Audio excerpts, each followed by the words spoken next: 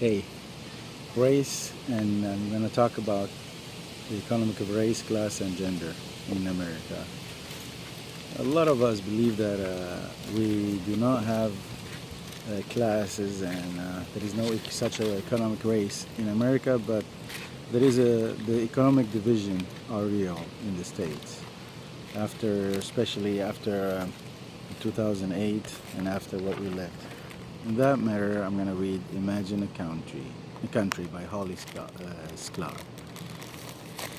Imagine a country living history in reverse. The average worker wage buys less today than it did in 1970. The minimum wage buys less than it did in 1950s. Income inequality has roared back to the late 1920s. It's not Ireland. Imagine a country where the richest family derive its fortune from the nation's largest employer, a company famous for paying poverty wage. Imagine a country where 1 out of 4 children is born into poverty and wealth is being distributed upward. Since the 1970s, the richest 1% of the household has nearly doubled its share of the nation's wealth. The top 1% has more wealth than the bottom 90% of the household combined. It is not Mexico. Imagine a country where none of the nation income growth goes to the bottom 90% of people. Between 1973 and 2010, all of the nation's income growth went to the top 10%. Income from the bottom 90% declined, adjusted for inflation. Bear in mind, this is an opinion. It wasn't always like that. Between 1947 and 1973, the richest 10% got 32% of the nation's growth. The bottom 90% shared 68% of the nation's income growth. Imagine a country where by 2007, the richest 1% had increased their share of the nation's income to the second highest level on record, nearly tying the record set in 1928 on the eve of the Great Depression.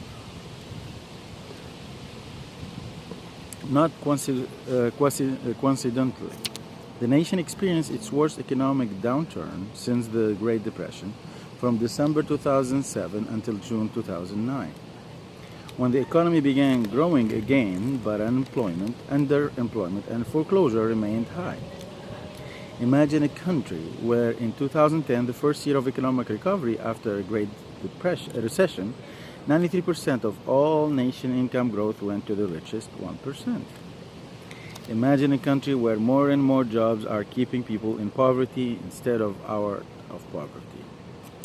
Imagine a country where healthcare aid can't afford to take sick days, where farm worker and security guard turn to overwhelmed food bank to help feed their family, and homelessness is rising among worker families.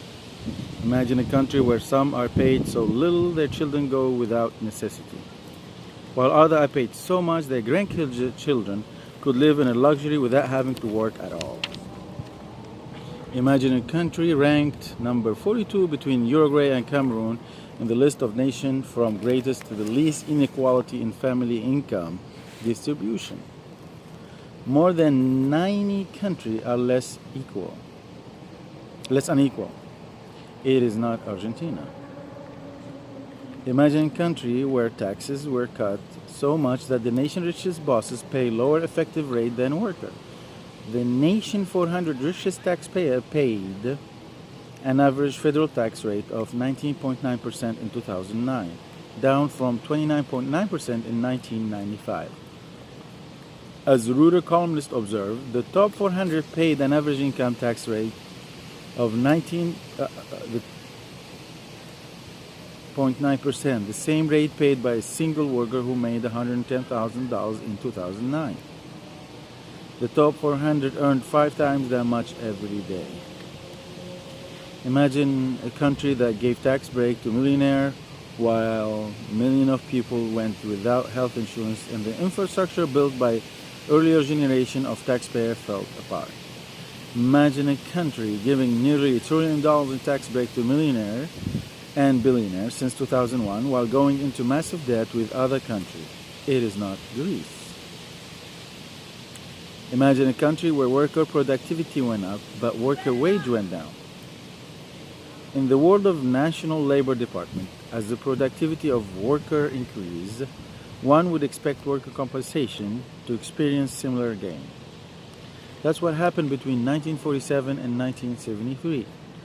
But between 1973 and 2011, productivity grew 80% and the average worker wage fell 7%, adjusted for inflation.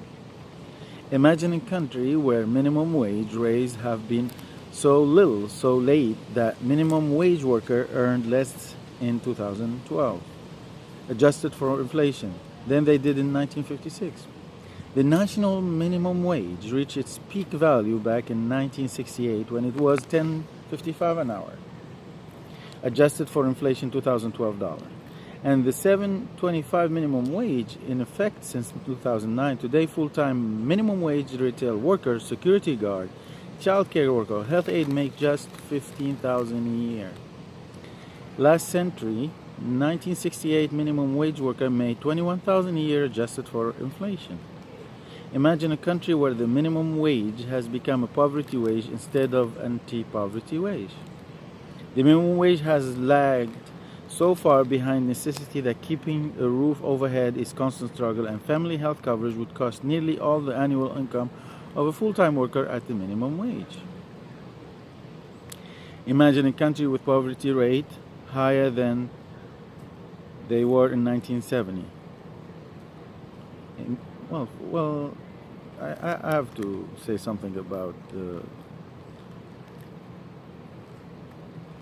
family health coverage costs about $7,000 from $15,000. It's not full-time, but you got the point. Imagine a country with poverty rate higher than they were in 1970. Imagine a country that set the official poverty line well below the actual cost of minimally adequate housing, healthcare, food, and other necessities.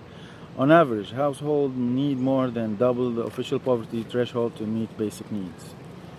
Imagine a country where some of the worst CEOs make millions more in a year than the best CEO of earlier generation made in their lifetime. In 1980, CEO of major corporation made an average 45 times the pay of average full-time worker. In 1991, when CEO made 140 times as much as worker, a prominent pay expert said the CEO is paid so much more than ordinary worker that he hasn't got the slightest clue as to how the rest of the country live. In 2003, a leading business magazine put a pig and pinstriped suit over the cover and headline its CEO pay roundup. Have they no shame? Their performance tanked last year. Yet most CEO got paid more than ever. The story began with a quote from George Orwell Animal Farm. But the pig were so clever that they could think of a way around every difficulty. In 2011, CEOs at major corporations made 259 times the pay of average full-time worker. Imagine a country where corporate profits are high and worker wages are low. The nation's biggest bank explained it this way in 2011. Reduction in wage and benefit explain the majority of the net improvement in profit margin. U.S. labor compensation is now at 50-year low relative to both company sales and UC GDP. It is not England. Imagine a country where wages have fallen despite greatly increased dedication. Since 1973, the share of workers without a high school degree has plummeted, and the percentage with at least 4 years of college has more than doubled. Imagine a country where wages have fallen way behind the cost of major expenses like housing, health, and college. Between 1970 and 2009, adjusting for inflation, rent and utility rose 41%. Health expenditure rose 50%. Public college rose 80%, and private college rose 113%. Imagine a country where the wage of a young college graduate at age 21-24 fell 5.4% between 2000 and 2011. But as the College Board report, over the decade from 2001 to 2011, total borrowing per full-time equivalent student for undergrad and graduate student combined increased by 57%. in inflation-adjusted dollar. Undergraduate borrowing increased by 56% per student. Students from lower-income family received smaller grant from college and university than students from upper-income family. Imagine a country where household head by person under age 55 had much lower median net worth, asset minus debt, in 2010 than in 1989, adjusted for inflation. Imagine a country where more and more two-paycheck households are struggling to afford a home, college, healthcare, and retirement, once normal for middle-class households with one paycheck. Middle-class households are a medical crisis, out-of-source job, or busted pension away from bankruptcy. Household tries to pop themselves up in the face of falling real wage by maxing out work hours, credit cards, and home equity loans. Consumer spending makes up about 70% of the economy. An economy fueled by rising debt rather than rising wage in a household of cards. Imagine a country where underpaid workers are bailing out banks and corporations run by overpaid, undertaxed bosses who milk their company and country like cash cow and crash the world economy. Imagine a country where too big to fail. Banks are bigger than before the financial meltdown. The assets of 5 biggest banks were equal to 56% of the nation's economy in 2011. That's up from 43% in 2006. It is not Germany. Imagine a country where more workers are going back to the future of sweatshops and day labor. Corporations are replacing full-time jobs with disposable continent workers. They include temporary employee, on-call worker, contract worker, freelancer, and lease employees. Some of them fired and then rented back at the largest count by the same company. And involuntary part-time worker who want permanent full-time work. Who do workers increasingly forced to immigrate from job to job? A low and variable wage rate without health insurance or paid vacation, much less than a pension. Care for themselves and their family, pay for college, save for retirement, plan a future, build a strong community. Imagine a country which negotiate free trade agreement, helping corporations trade freely on cheap labor at home and abroad. Imagine a country becoming a nation of screwmarts and outsourcer with an increasingly low wage and underemployed workforce instead of growing middle class. It is not Canada. Imagine a country where polls show most workers would join a union if they could, but for decades employers have routinely violated worker rights to organize.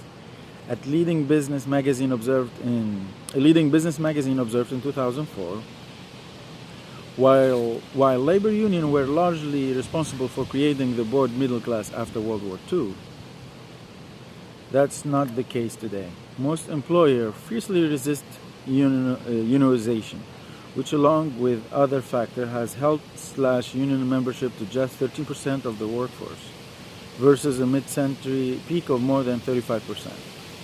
By 2011, the union membership rate was just 11.8%. Full-time workers who were union members had median 2011 weekly earning of $938 compared with just $729 for workers not represented by union.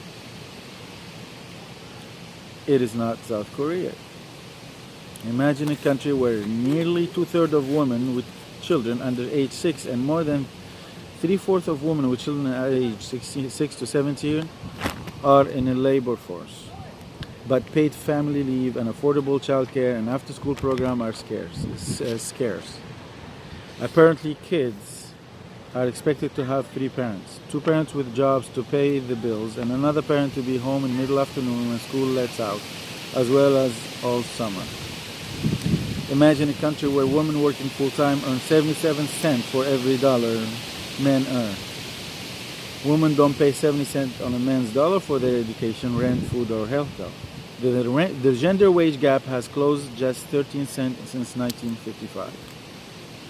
When women earn 64 cents for every dollar earned by men, there is still another 23 cents to go. The average female high school graduate who work full-time, year-round from age 25 to 64, earn about $383,000, less than the average male high school graduate. The gap widened to $654,000 for a full-time worker with bachelor degree and 824,000 for worker with master degree. The gap shrinks to $609,000 for those with PhDs. But the balloon for full-time worker with professional degree, women will earn $1 million less than men in the course of their career. Imagine a country where childcare workers, mostly women, typically make less than baggage porter and bellhops and much more less animal trainer and pets control worker. Out of nearly 800 occupations surveyed by the Labor Department, only 20 have lower median hourly wage than childcare worker.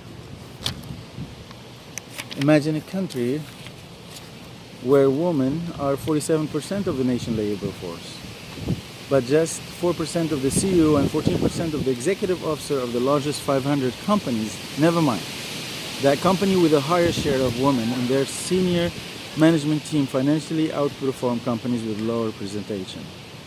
Imagine a country where discrimination against women is pervasive from the bottom to the top of the pay scale. And it's not because women are the money track. The word of leading business magazine still ring true. At the same level of management, the typical woman pay is lower than her male colleague, even when she has the exact same qualification, works just as many years, relocate just as often, provide the main financial support for her family, take no time off for personal reason, and wins the same number of promotions to comparable jobs. Imagine a country where instead of rooting out discrimination, many policymakers blame women for their disproportionate poverty. If women earned as much as similarly qualified men, poverty in single motherhood would be cut in half. It's not Japan. Imagine a country where violence against women remained common. Female made up 70% of victims killed by inmate partner in 2007, a proportion that has changed very little since 1993. The Department of Justice reported in 2007, 24% of female homicide victims were killed by spouse or ex-spouses. Wow, that's high. 21% were killed by a boyfriend or girlfriend, and 19% were killed by another family member. Researchers say men commonly kill their female partner in response to the woman attempt to leave an abusive relationship. The country has no equal right amendment. It's not Pakistan. Imagine a country whose school system is rigid in favor of the already privileged, with lower caste children tracked by race and income into the most efficient, and the demoralizing school and classroom. Public school budgets are heavily determined by private property taxes, allowing higher income districts to spend more than poor one. In rich districts, kids take more modern library, laboratory, and computer for granted. In poor districts, they don't even use the library and laboratory. In poor districts, they are rationing out of date textbook and toilet paper. Rich schools often look like country clubs with manicured sport fields and swimming pools. It's true. In poor districts, schools often look more like jails with concrete ground and grated windows. College prep courses, art, music, physical education, field trip, and foreign language are often considered necessity for the affluent, luxury for the poor. It's not India. Imagine a country whose constitution once counted black slave as worth 3/5 of the white. Today, black per capita income is about 3/5 of white. Imagine a country where racial disparity take their toll for birth to death. The black infant mortality rate is more than double that of white. Black life expectancy is more than 4 years less. The official black unemployment rate is about twice that of white, and the black poverty rate is about triple that of white. Imagine a country where the government subsidized decades of segregated suburbanization for white, while the inner city left to people of color were treated as outsider cities, separate, unequal, and disposable. Studies have documented continuing discrimination in housing, education, employment, banking, insurance, healthcare, and criminal justice. Imagine a country where the typical white household has more than 6 times the net worth of the typical household of color. In 2010, median household net worth, including home equity, was $103,600 for white household and just $20,000 for household of color. It is not South Africa. Imagine a country that doesn't count as you unemployed just because you are unemployed. To be counted in an official unemployment rate, you must be actively employed, actively searching for work. The government doesn't count people as unemployed if they are so discouraged from long and fruitless job search they have given up looking. It doesn't count as unemployed those who couldn't look for work in the past month because they had no child care, for example. If you need a full-time job but you're working part-time, whether 1 hour or 34-hour weekly, because that's all you can find, you're counted as employed. A leading business magazine observed, increasingly the labor market is filled with surplus workers who are not being counted as unemployed. Imagine a country where there is a shortage of jobs, not a shortage of work. Millions of people need work and urgent. That depends on the field you're in. If you're in computer science and the IT field, there is need for you. We have shortage of software developer in the state. Anyway, imagine a country where the shortage of job, not shortage of work. Millions of people need work and urgent work need people. From staffing school, library, health center, and fire station to creating affordable housing, to repairing bridges and building mass transit, to cleaning up pollution and converting to renewable energy. It's not Spain. Imagine a country with full prisons instead of full employment. Now that's correct. The jail and prison population has more than quadrupled since 1980. In 1980, 1 in every 453 residents was incarcerated. In 2010, the figure was 1 in every 137. Wow. The figures are even grimmer when it comes to people in prison or jail or probation or parole. 1 in every 44 people, including children, is under some form of correctional control. Imagine a country that is number 1 in the world when it comes to locking up its own people. It has less than 5% of the world population, but 23% of the world incarcerated population. That's true. Imagine a country where prison is a growth industry. State governments spend an average of $29,000 a year to keep someone in prison, while cutting cost-effective program of education, job training, employment, community development, and mental illness and addiction treatment to keep them out. In the word of National Center of Institution, an alternative, this nation has replaced the social safety net with a dragnet. A leading magazine reported in a piece titled Implication Nation that the state expenditure for prison rose at 6 times the rate of spending on higher education the past 20 years. In 2011, the nation's largest state spent $9.6 billion on prison and $5.7 billion on state college and university. The article noted that since 1980, the state built 1 college campus and 21 prisons. A college student costs the state $8,667 per year. A prisoner costs $45,000 per year. It's not China. Imagine a country that imprisoned black people at a rate much higher than South Africa did under apartheid. 1 out of 10 black men aged 30 to 34 were locked up in prison or jail, compared to 1 of 61 white men, the same age group in 2010. The overall incarceration rate for black women is 3 times higher for white women. Meanwhile, 1 out of 7 black men and women were unemployed according to the official count in the mid-2012, compared to 1 out of 14 white men and women.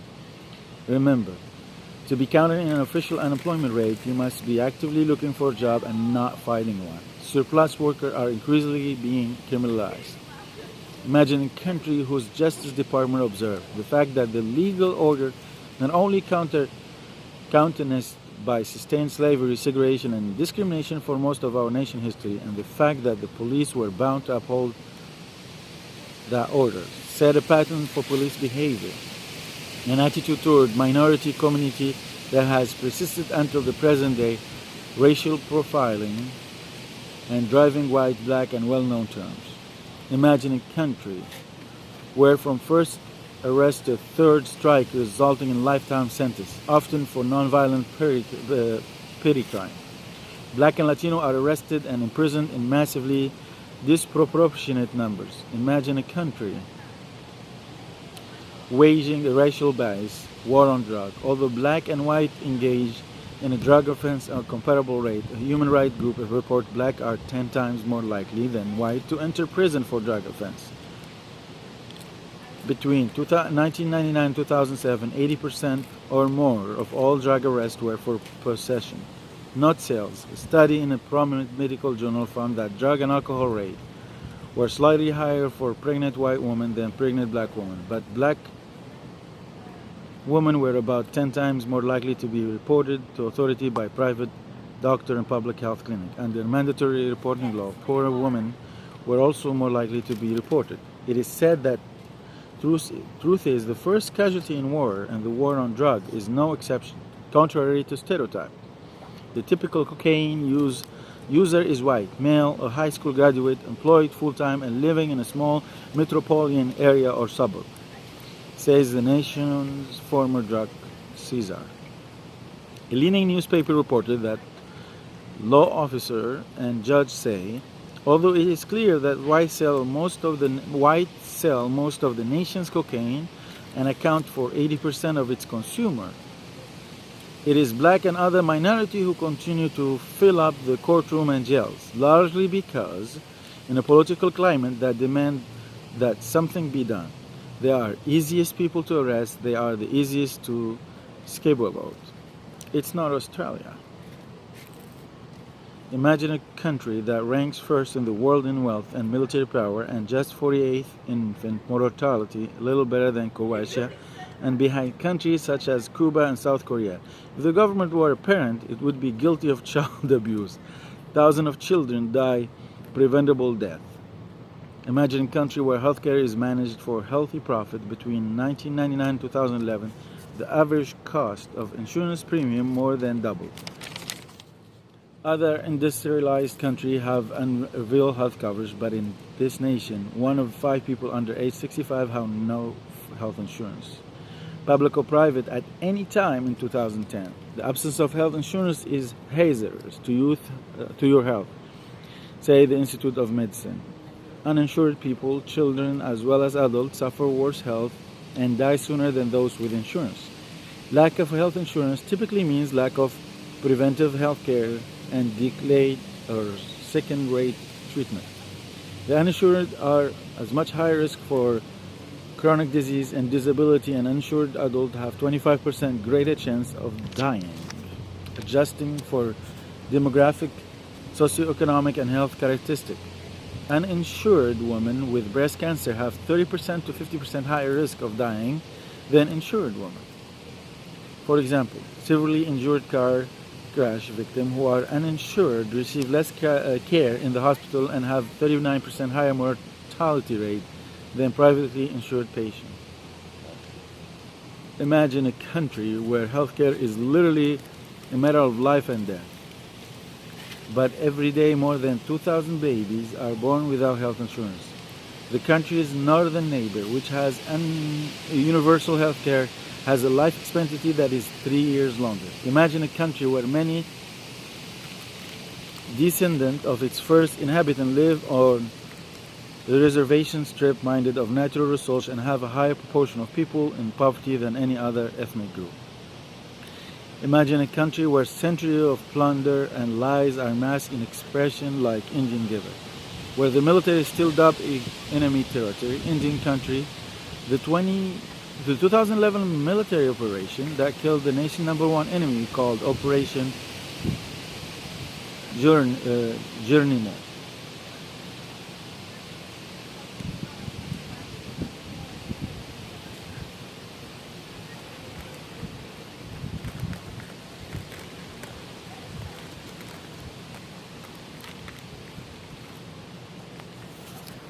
Imagine a country that has less than 5% of the world population and less than 3% of the world proven oil reserve, but consumes 25% of the world's oil. The nation's federal spending on clean energy, including research development and usage subsidies, rose sharply to $44 billion in 2009 and then plummeted in this year after $16 billion in 2012, with more decrease expected. Imagine a country whose per capita carbon dioxide emission from the consumption of energy are nearly 2 times that of manufacturing powerhouse Germany, 3 times that of China, and 12 times that of India. It has long obstructed international action against catastrophic climate change and continues subsidizing fossil fuels such as the oxymoric clean coal. It's not Brazil. Imagine a country whose Senate of House of Representatives are not representative of the nation. They are overwhelmingly white and male and increasingly millionaire. Well, I disagree with that as well. 42% of House members were millionaires in 2010, according to a financial disclosure record that don't even include the value of their home or other non-income producing property. In the 100-member Senate in 2010, there were 67 millionaires and no women of color. If the Senate reflected the population, only one senator would be a millionaire. Well, they're millionaires. They make six-figure salary. I don't know why is it surprised that they're a millionaire. I think the author is assuming that they're not representing the people and they're using the money or something, claiming something. But I feel like it needs a backup. Imagine a country that's ranked just 79 between Morocco and Turkmenistan when it comes to the percentage of women in national legislative body. Just 17% of its Senate and House of Representatives were women in 2012. If the 100-member Senate reflected the population, it would have 51 women and 49 men, including 64 white, 16 Latino, 13 blacks, 5 Asian and Pacific Islander, and 1 Native American, 1 other. Instead, it has 17 women, 83 men, including 96 white, 2 Latino, 2 Asian, and no blacks or Native American. That's why minority group and people of color need to present themselves in the office.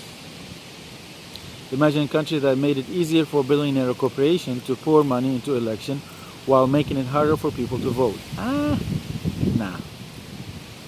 I have to totally disagree with that. It's just opinion of the author, but voting in the state is the easiest thing ever. Everyone asks you all the time. They meet you at the DMV. They ask you for your... Everyone has an ID and driver license, right? And within the application of your ID and a driver license, you can apply to vote. Imagine a country, but there are certain places where they had different rules, or I don't know. I don't think it's hard to register to vote in the state. Imagine a country whose leader misused the fight against terrorism as camouflage for trampling the Bill of Rights and undermining democracy. The most fundamental civil liberty, including the right of citizens not to be thrown into prison, infidelity, or assassinated on the secret word of government official, were toasted aside. Imagine a country that leads the world in arms export and account for 41% of the world military spending. The next highest country account for 8%. In the same country, a 5-star general who became president had warned in 1961 in the Council of Government. We must guard against the acquisition of unwarranted influence, whether sought or unsought, by the military-industrial complex. We must never let the weight of this combination endanger our liberty or democratic process. We should take nothing for granted. Only an alert and knowledgeable citizen can compel the property mission of the huge industrial and military machinery of defense with our peaceful method and goals, so that security and liberty may prosper together. It's not Russia, it is the United States. The word of Dr. Martin Luther King called down to us today. A true revolution of value will soon cause us to question the fairness and justice of many of our past and present policy. We are called to play the good Samaritan of many of our past and we are called to play the God Samaritan on life's roadside. But one day the whole Jericho road must be transformed so that man and woman will not be beaten and robbed as they make their journey through life. The true revolution of value will soon look uneasily on the glaring contrast of poverty and wealth. There is nothing but a lack of social vision to prevent us from paying an adequate wage to every American citizen, whether he be hospital worker, laundry worker, maid, or day laborer. Well, the source is coming from Bloomberg Business Week, and that's sad.